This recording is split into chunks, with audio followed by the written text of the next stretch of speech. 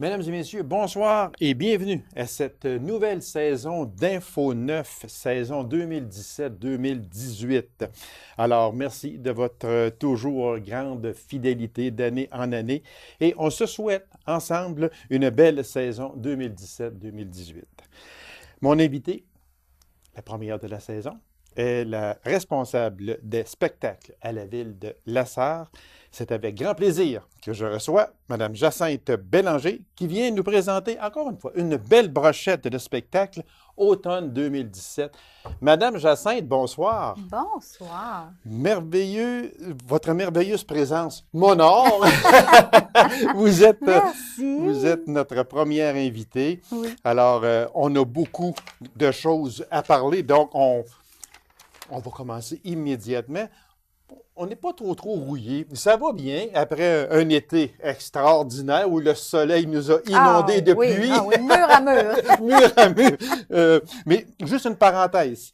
Très vite, est-ce que la température a influencé un peu tous les spectacles que vous aviez à Lassar durant la saison estivale? Pas du tout. Bravo. Pas du tout. Les gens étaient au rendez-vous avec des imperméables, des parapluies. Ça a été fantastique. Nous autres, on va au spectacle. Dame température, reste chez vous, ça nous fait rien.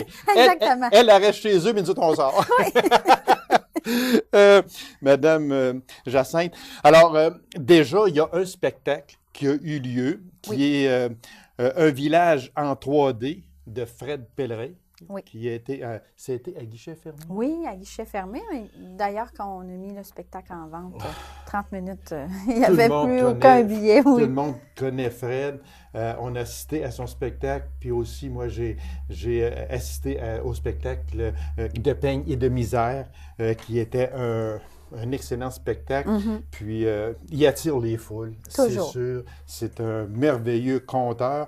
Puis, une chose que je lisais aussi de lui, c'est qu'il improvise beaucoup, beaucoup, beaucoup. Et ça, je ne savais pas. Je pensais, moi, que son texte était écrit, puis il s'en allait avec son texte. Mais non, il y a des, excusez le terme anglais, mais il y a des checkpoints, un peu, dans son spectacle. Puis au milieu de ces checkpoints, je ne sais pas comment c'est qu'on pourrait dire en français, de toute façon, on se comprend. Oui, très bien. Et les gens comprennent aussi. Au milieu de ça, il improvise. Fait que vous pouvez aller voir Fred Pellerin à Lassar, il va avoir un spectacle. Vous allez aller voir Fred Pellerin à Amos 2 ou 3 jours après ou une semaine après, peu importe. C'est un autre. Ben c'est un autre. Le fond, la trame est la même chose, mais les paroles ne sont pas les mêmes. C'est ce qui rend Fred Pellerin extraordinaire. Oui. Pour ceux qui prennent l'émission ce soir, je vous laisse aller, il y a un spectacle ce soir aussi. Oui, on a la fabuleuse Claudine Mercier, dans le fond, qui revient avec avec un nouveau spectacle qui s'appelle tout simplement Claudine. Donc, elle va aborder toutes sortes de sujets, dont on parle de la liberté 55, la chirurgie, le féminisme, la quête du bonheur, donc tous ces sujets-là. Elle revient après, ça fait même plusieurs années qu'elle n'a pas fait de scène, je crois, mais là, elle revient en force. Et comme on connaît Claudine. Ça va être un excellent spectacle. Et son spectacle s'appelle Claudine. Alors, pour ceux qui malheureusement prennent, je dis malheureusement, pour ceux qui prennent l'émission en reprise, la fin de semaine, il est trop tard. Et voilà! Jacinthe, on continue avec le 3 octobre. Oui. Un qui fait jaser beaucoup. Qui fait jaser, c'est le cas de le dire exactement, oui. C'est Phil Roy, dans le fond, avec son premier one-man show qui s'appelle Monsieur. Alors, on en a entendu beaucoup parler dans les médias sociaux. Puis, il est Phil Roy est très proactif aussi, fait des capsules, tout ça. Donc, son spectacle, on a tous très hâte de l'accueillir ici à Lassar.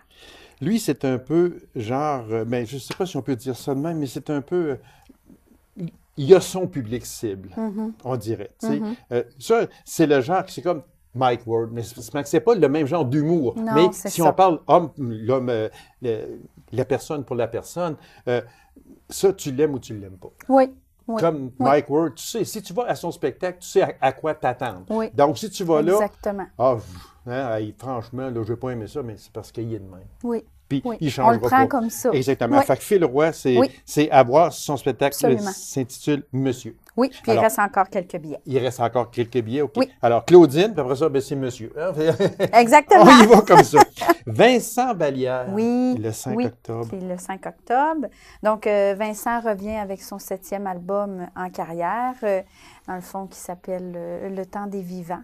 Okay. Alors, Vincent, toujours fidèle à lui-même, très authentique, très humble, très chaleureux avec son public. Oui, exactement. Puis il est près de son public aussi. Oui. Puis les gens l'aiment, tout simplement. Oui, oui, on Alors, l'adore. c'est le 5 octobre oui, à ça 20 aussi, il reste encore quelques billets. Oui. Samedi, le 7 octobre. Là, on voit 3 octobre, 5 octobre et 7 octobre. C'est une grosse semaine. C'est une grosse semaine, ça. Oui, effectivement. Exactement. Oui. Alors, le 7 octobre. Oui, c'est l'ensemble Aiguebelle, exactement. Qui vont être, dans le fond, c'est ça, à la Salle des Jardins avec leur spectacle en 3 temps. Okay. D'ailleurs, l'Orchestre symphonique régional a fait son lancement hier de la saison. Donc, ça va être un très bon spectacle. Puis, comme toujours, M. Marchand... M. Marchand livre la marchandise vraiment, tout le temps. Oui. Il va revenir aussi, j'en suis certain. Là, je n'ai pas vu le programme, mais aussi, il vient toujours pour son concert de Noël. Puis, il revient au printemps aussi, etc. Oui, il revient tout le temps. Fait que c'est l'ensemble Aiguebelle. Oui. C'est l'ensemble... à cordes, je crois, de l'Orchestre symphonique régional Abitibi-Témiscamingue. Alors, c'est le 7 octobre à 20h. Donc, une grosse semaine, 3, 5 et 7 octobre. Pas loin encore. Le 13 octobre. Oui. La galère. Hein? C'est extrêmement attendu. Oui, c'est ça. Ça, il reste vraiment c'est quelques guichet billets. fermé. Okay. Oui, donc c'est très attendu parce qu'on connaît la série et tout ça. Ben oui, c'est sûr. Fait que ça veut dire qu'au moment où on enregistre l'émission, il reste quelques billets, mais il se peut fort bien que lorsque l'émission va passer, il se peut que... Appelez quand même. Oui. Prenez une chance. Oui, prenez une chance, exactement. Oui. Alors, c'est la galère, le vendredi 13 octobre. Oui. C'est toujours à la Salle des Jardins. Toujours à la Salle des Jardins, oui. On y va pour le 9 novembre. Avec Patrice Michaud, qui nous présente, dans le fond, son album Almanach. On connaît ses chansons là, qui tournent présentement à la radio, donc Kamikaze, là, qui tournent assez régulièrement. Donc aussi, Patrice qui est très près de ses fans, je devrais dire, de son public. Là. Donc ça aussi, c'est un spectacle qui va être très, très, très apprécié. Julien Tremblay. Oui! Le 14 novembre. Julien Tremblay, c'est un homme à tout faire dans le sens où c'est un humoriste, c'est aussi un peu un comédien, il aime la guitare. Donc, sur la scène, il va faire plusieurs personnages. C'est pour ça que je l'appelle l'homme à tout faire. Exactement, exactement. Oui. Fait que c'est son tout premier one-man show. Oui. Alors, on invite les gens toujours au moment où l'on fait l'émission, il reste des billets aussi. Oui, c'est une belle découverte. Oui, exactement. Julien Tremblay, là.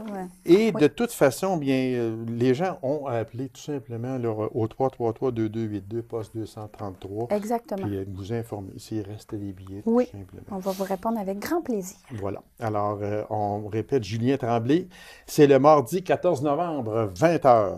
Pierre Hébert. Oui. Oui. Pierre Hébert. Oui, le goût du risque. Oui.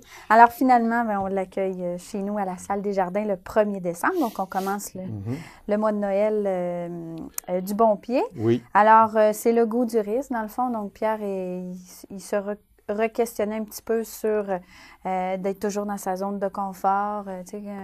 La vie va vite, etc. Donc, c'est un peu aussi d'essayer justement de nous sortir de notre zone de confort, de nous faire réfléchir. Avec humour, bien sûr. Toujours. toujours. Avec Pierre, on ne peut pas passer à côté. Absolument pas. Le goût du risque. Oui. Alors, Pierre Hébert, c'est le vendredi, le 1er décembre à 20h. Le cirque Alphonse, ça, c'est un spectacle familial. Oui, c'est leur tout nouveau, leur tout nouveau spectacle. Je ne dirais pas le nom du spectacle parce que c'est un... Je ne veux pas sa crise à la télévision, mais ils l'ont appelé d'un certain... Un certain mot d'église. Voilà. Alors, je ne le dirai pas ici. Mais c'est un spectacle aussi qui va... avec le cirque Alphonse, c'est toujours très, très familial. Puis on sait, on a quand même un membre là, qui vient de la Sarre. Oui, là, vous m'apprenez quelque chose. Oui. Donc, on est très, très, très content de les accueillir ici. Puis Pardon? Quel est ce membre? Je m'excuse, là, mais son prénom m'échappe, mais c'est Casaubon. C'est son prénom qui m'échappe. Là, j'ai un blanc, je suis désolée. Alors, on a une personne du coin. Oui. De chez nous. Oui. Ben, donc, c'est un spectacle à voir. Et en plus, c'est un dimanche après-midi. Donc, ça se prête très, très bien pour toute la famille. Pour les petits et les gros. Exactement. Et la mise en vente, c'est 20 $ pour tous. Oui. Fait que 20 $ pour tous, c'est quand même abordable. Très abordable. Parce qu'on parle quand même d'un spectacle familial. Oui. Alors, les billets vont être en vente le 3 novembre. Oui, que l'on peut exactement. dire. Le 3 novembre. Bon. Maintenant, pour ce qui est de la salle Desjardins, c'est la programmation automne 2017. Alors, on invite les gens, naturellement, à se procurer des billets. Il y en a que c'est déjà à guichet fermé, malheureusement. D'autres, il reste encore quelques billets. Alors, on s'informe à la billetterie. On passe à la Maison de la Culture, 195 rue principale à La Sarre.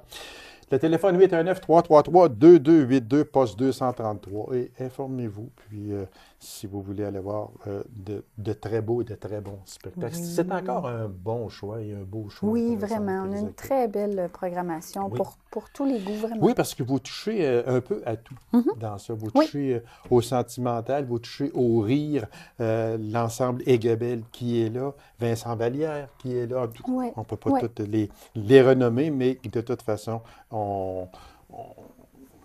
informez-vous s'il reste des billets. Maintenant, on va aller au Théâtre de Poche, parce qu'au Théâtre de Poche également, il y a de très bons spectacles. Alors, je vous laisse aller avec le Théâtre de Poche. Buzz Cuivre. Oui, on commence le mardi le 26 septembre. Buzz Cuivre, dans le fond, leur spectacle s'intitule L'Histoire de la musique. C'est un spectacle qui est très drôle. Donc, ils font un peu ils passent à travers les événements musicaux de la préhistoire jusqu'à aujourd'hui. Et pour en avoir vu un grand extrait, je peux vous dire que même les grands vont adorer. Ah oui? Oui, vraiment. Ça vaut la peine. Alors, c'est quand même 12 $ pour tous. Encore une fois, c'est très, très abordable. Oui. Alors, c'est le 26 de septembre. L'histoire de la musique, Buzz Cuivre, jeune public. Jeune public est plus large. Ah oui, grand. On peut dire grand. Les parents, c'est ça. Les parents accompagnent leurs enfants, puis ils vont aussi adorer, j'en suis persuadé. Un incontournable, les grands explorateurs. À chaque année, puis c'est toujours très apprécié. Cette année, c'est quel pays que l'on découvre? Oui, pour cette saison-ci, c'est le Portugal qu'on découvre. Donc, les gens ont très hâte et la vente de billets va bien à l'heure où on se parle.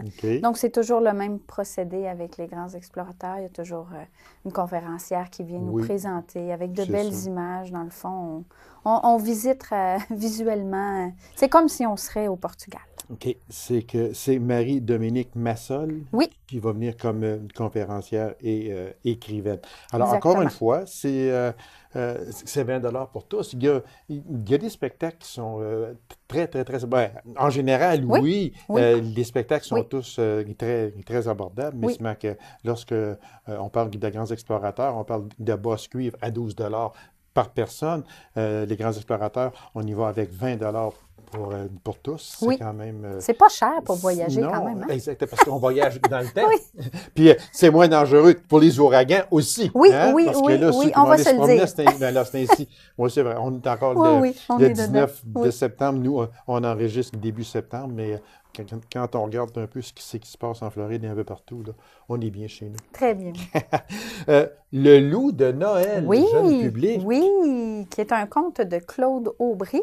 Et en plus, ce spectacle-là va avoir lieu dans le cadre du Salon Création qu'on fait à chaque année à la Maison de la Culture. Donc oui, c'est au Théâtre de Poche et ça va être vraiment ça aussi, un spectacle autant pour les petits que les grands, les parents. Ça va être visuellement très beau aussi. Exactement. Oui. Alors, ça le dit, le loup de Noël. Donc là on vient d'embarquer dans les spectacles de Noël. Oui.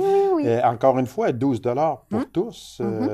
Et la mise en vente est le mardi, le 17 octobre. Oui, alors, un autre. Lost Finger.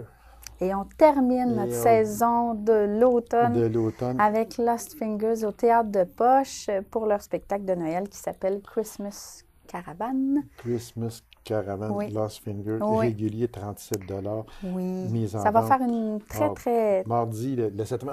Oui, une très belle ambiance au Théâtre de Poche qui est un petit peu plus intime. Voilà, donc, ça va créer une autre ambiance. Alors, c'est encore une belle brochette. Il y a les jeunesses musicales également qu'il faudrait, parce qu'il reste très peu de temps. Oui. Si on peut en parler, allez-y. Oui, dans le fond, on a toujours un passeport classique qui comprend 6 concerts. Donc, on va le débuter avec l'ensemble Aiguebelle dont on a parlé tout à l'heure. Oui, et ça va se continuer avec les jeunesses musicales le 18 octobre. Et le 22 novembre aussi, toujours ça au Théâtre de Poche. Puis après ça, ça se continue pour l'hiver. Donc, ça va se continuer avec, en avril 2018, et on peut, puis aussi en avril 2018, le 18 avril, puis le 12 avril, mais qu'on va reprendre lors de notre rencontre pour l'émission juste avant les fêtes pour la saison hiver 2018. Je vais vous inviter encore une fois. Merci beaucoup de l'invitation. C'est toujours un plaisir que de vous recevoir. Oui, c'est partagé. Alors, merci. Il y a les passeports classiques qui sont en vente jusqu'au 30 septembre. Oui. Alors, on invite les gens toujours. Informez-vous. Là, on donne les spectacles. On sait qu'il y en a quelques-uns qui sont déjà à guichet fermé, d'autres qui restent très peu de billets, d'autres qui restent un petit peu plus de billets parce que c'est vers le mois de novembre et décembre. Donc, informez-vous à la Maison de la Culture au 333-2282 au poste 233. Madame Jacinthe, merci. Ce fut un réel plaisir que de vous recevoir. Et on se donne rendez-vous vers le mois de décembre pour l'hiver 2018. Ça nous fera toujours plaisir de vous recevoir. Merci beaucoup et bonne saison à vous. Oui, merci beaucoup à vous aussi. Merci infiniment. Alors, mesdames et messieurs, courte pause et on vous revient immédiatement après. Restez avec nous.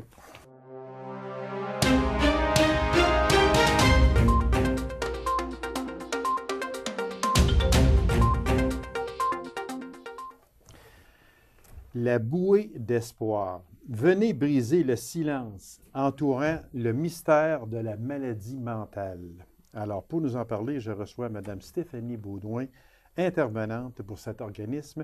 Mme Baudouin, bonsoir. Bonsoir. Merci d'avoir accepté cette invitation-là, Mme Baudouin, parce que la bouée d'espoir, moi, personnellement, et je pense que vous allez être d'accord avec moi, on n'en parle pas assez souvent. Puis c'est un organisme qui est tellement important dans notre société, chez nous. C'est pour ça que je veux, moi, vous donner du temps d'antenne le plus possible, parce que je sais que vous faites un travail extraordinaire. Puis la bouée d'espoir, on va en parler pour des fois peut-être que les gens ne savent pas trop c'est quoi exactement. Fait que, et puis, dans mon intro, Madame Baudouin, je disais, venez briser le silence entourant le mystère de la maladie mentale. C'est pas facile de briser ce silence-là. Et pourquoi ce n'est pas facile? Bien, c'est pas facile, premièrement, parce que malgré beaucoup de la sensibilisation qu'on a fait durant les années, la santé mentale reste encore un peu tabou. Oui, effectivement. Je pense que ce qui fait que c'est tabou, c'est que les gens en ont peur de la maladie mentale.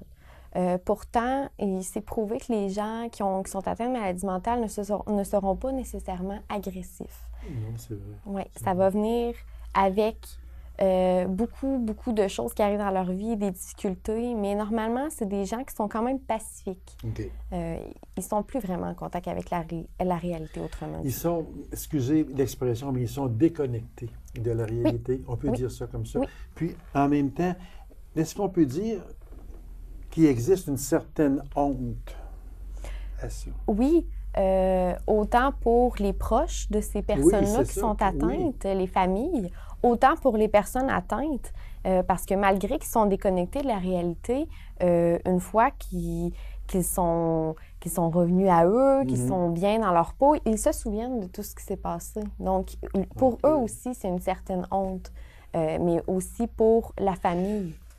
Pour la famille, justement, j'aimerais ça qu'on en parle, parce que là on en parle beaucoup plus. Oui.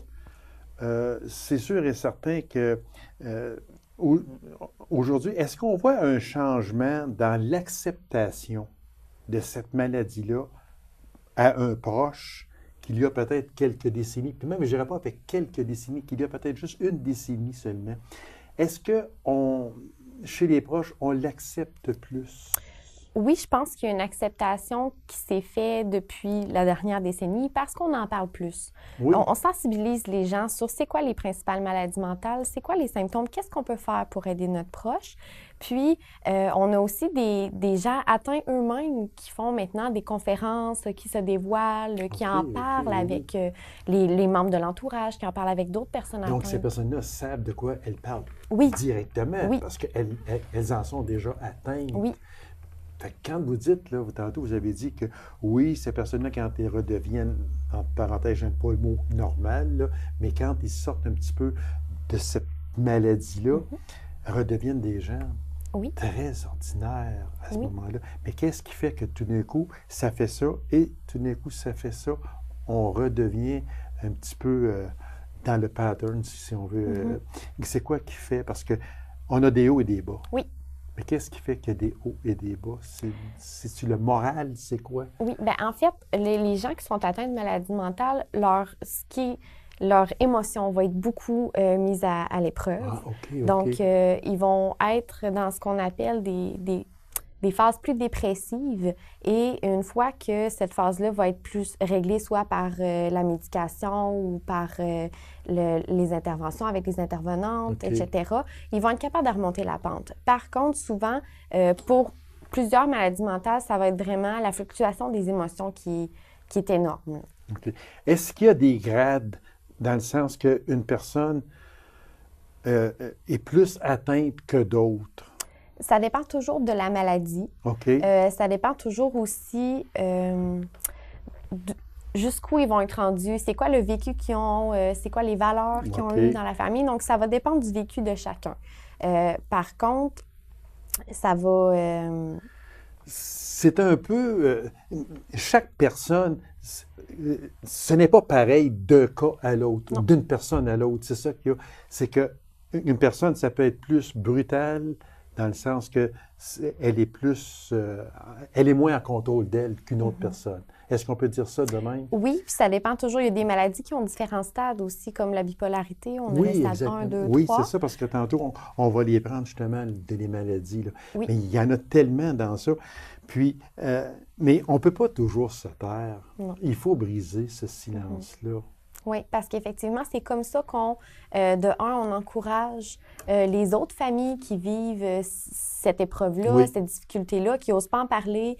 C'est pour ça que notre association est là, parce que les gens peuvent venir se recueillir chez nous, s'entraider. Chercher des conseils, c'est oui, sûr, chercher aussi. des conseils, Exactement. autant avec moi qui est intervenante ou avec les membres qui sont là, qui le vivent eux aussi, parce que je pense que de venir à l'organisme, de voir que les gens ne sont pas seuls, qu'il y a d'autres gens qui vivent la même chose qu'eux, puis qui peuvent s'entraider ensemble, ça fait énormément de bien. Est-ce que vous êtes la seule intervenante? Oui. Vous êtes la seule intervenante? Oui. Il y a, en fait, ma directrice qui est là aussi, qui va faire un petit peu d'intervention avec moi, mais je suis la principale intervenante là, de l'organisme. Oui, mon Dieu. On dit que cette maladie mentale-là apparaît et puis qu'elle provoque dans son entourage détresse, inquiétude, sentiment de culpabilité, la honte, la solitude, la désorganisation familiale. Quand on regarde tout ça, là, c'est affreux. Oui, ça en fait beaucoup. C'est pour ça. Ça en fait beaucoup, certains. Oui. Ils ont un grand poids sur les épaules, puis c'est pour ça que c'est important d'en parler, de se libérer de ça. Parce qu'on ne peut pas tout garder à l'intérieur de soi. Détresse, inquiétude, on va se sentir coupable, on a honte, on s'isole. On ne peut pas tout vivre ça. Il faut en parler. Oui. Alors, est-ce qu'on peut dire que c'est là que la bouée d'espoir intervient? Oui, exactement. Nous, on est là, en fait, pour venir en aide à ces familles-là. De un, pour leur expliquer c'est quoi les différentes maladies mentales, parce que souvent, on les connaît pas. C'est ça. On les connaît pas parce que ça a été tabou, on n'a pas osé en parler. Puis c'est mêlant parce qu'il y a beaucoup de maladies mentales qui se ressemblent selon les symptômes de la personne. Donc, c'est là que nous, on va intervenir avec la famille pour leur expliquer, bon, dans telle maladie, c'est quoi les principaux symptômes? Comment on peut communiquer de manière pacifique avec notre proche afin que ça ne bouscule pas tout ça. Là. Oui, exactement. Là, je m'adresse directement à l'intervenante. Oui. OK, bon. Une personne arrive, vient vous voir, puis on parle de ça ici, la détresse, inquiétude, etc., la honte, la solitude, etc. Quelle est votre principale action, vous, que vous allez poser vis-à-vis la famille, parce qu'on parle de famille à ce moment-là, c'est très rare qu'on parle d'une seule personne, on va parler de la famille. Quels sont les premiers gestes que vous allez poser? Bien, moi, je pense que, premièrement, il faut laisser la famille ventiler. Ah, OK. Parce que ça fait peut-être des mois et des années même, des fois, qui ont ça sur les épaules et qui n'en ont jamais parlé. La honte. La aussi, honte, ça peut être... exactement. Okay. Donc, je pense que de les laisser parler, de ventiler, de vivre, de dire ce qu'ils vivent, ce qu'ils ressentent, ça les aide à être en confiance aussi avec la personne devant eux. Donc, premièrement, de les laisser ventiler. Je pense que c'est ça la première chose qui est importante à faire avec eux. Fait qu'autrement dit, vous les laissez parler. Oui, bien, c'est sûr que je leur pose quelques questions. Oui. Mais oui, mais parce qu'il faut que ces personnes-là, comme vous dites si bien, ça peut être depuis plusieurs années. On isole la personne, on s'isole également, puis, comme on disait tantôt, on reste en silence. Oui. Il ne faut pas dire que mon enfant a telle ou telle maladie. On va les prendre ici, les maladies, tantôt. On ne veut pas en parler parce qu'il me semble que moi, je ne suis pas bien avec ça. J'aime pas voir mon enfant dans cet état-là. Oui. Puis j'aime pas que les autres le voient non plus. Oui. Donc, qu'est-ce qu'on fait? On met un paravent, puis on le laisse en arrière. Mais c'est pas ça qu'il faut faire. Non, c'est pas ça, mais c'est sûr, eux, ils sont en détresse, ils savent pas nécessairement quoi faire. Puis, il y a aussi toute la question de, pour mon enfant, je veux pas non plus que tout le monde le sache que lui, il est atteint. Ou ça peut être ma conjointe. Oui. Ça, on parle d'enfant, mais la ça peut être la familiale. conjointe, exactement, aussi. Fait que c'est ça qui rentre en ligne de compte, d'où le fameux tabou. Il faut briser ce tabou de dire, parce qu'il y a peut-être 15, 20 ans, 30 ans passés, ces personnes-là, on les isolait, on ne les sortait pas, on les laissait même dans leur chambre quasiment. Ce sont des êtres humains. Oui, ces effectivement. C'est les personnes, ils sont des personnes avant tout et non une maladie. Voilà, voilà, exactement. Vous n'avez jamais dit aussi vrai, ce sont des êtres humains. Oui. Avant, parce qu'il reste à peine 2 minutes, Mme Baudouin, une campagne, le thème « Faites partie de la solution ». Oui. En fait, pourquoi le nom du thème, c'est que nous, on veut encourager les familles à dire vous faites partie de la solution. Vous êtes là pour aider au rétablissement de votre proche. Donc, de ne pas hésiter à en parler de la maladie, de ne pas hésiter à venir chercher de l'aide pour vous aussi. Parce que oui, on l'a vu tout à l'heure, l'isolement, l'anxiété, la honte, etc. Donc, c'est important de prendre soin de soi. Puis c'est pour ça que nous, on existe, notre organisme, pour aider les familles. Vraiment. Et puis aussi, il faut le dire que tout ça, c'est confidentiel. C'est dans la confidentialité totale. Tout à fait. Ça aussi, il faut le dire, c'est très important parce que les gens peuvent dire, bien là, si un tel l'apprend, qu'est-ce qui va se passer? C'est dans la confidentialité. La bouée d'espoir, c'est situé à quel endroit et les heures d'ouverture? Oui, c'est au 257 rue Principale Lassalle. OK. Donc, entre le restaurant Max et le notaire Lavigne. OK. Puis nos heures d'ouverture sont de 8h30 à midi et de 13h à 16h30 du lundi au vendredi. Alors, puis, on peut vous rejoindre au 819-333-2311 ou le 811. Le 811? Oui, le 811, en fait, c'est Info Social. C'est Info Santé, oui. Oui, pour notre numéro de téléphone personnel au bureau, c'est le 819-333-1184. 1184. Oui. Madame Baudouin, merci infiniment. Puis vous faites un travail gigantesque et puis les gens ont besoin de vous, les gens ont besoin de la bouée d'espoir. Alors, continuez votre excellent travail. Et vous aurez toujours une place ici aussi si vous avez des choses à annoncer. Vous serez toujours la bienvenue. Merci beaucoup, madame. Merci. C'est moi qui vous remercie. Alors, mesdames et messieurs, merci d'avoir été là. On se donne rendez-vous à une prochaine émission d'Info 9. Au revoir et bonne semaine.